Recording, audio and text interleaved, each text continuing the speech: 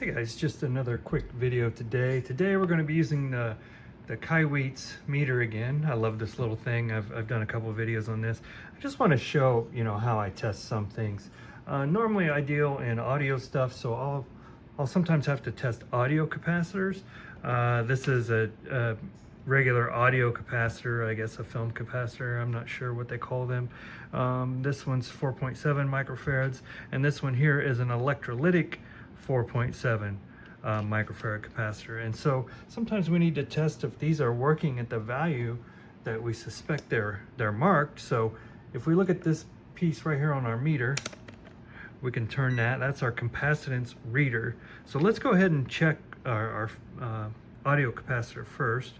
We're going to put one end of the lead on one side, if I can do it one-handed here, sorry, and one on the other. And we're reading 4.68. That's pretty darn close. That's a 4.7 microfarad. Now let's go over here to the electrolytic. And again, same, we should be getting close to the same. Oh, and we got a 5.5. So that one is actually not as accurate, I would say, as the audio capacitor there. So you might want to take that into consideration when you're building crossovers or other circuits, that they may not be exactly what they are noted to be.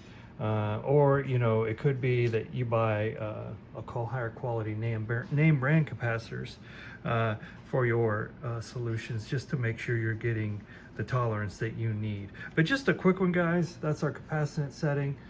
We just take both ends of our leads plugged in to our meter like this and touch them down and check them. That's all we have for today, guys. Just a quick one. Thanks for watching. We'll see you next time.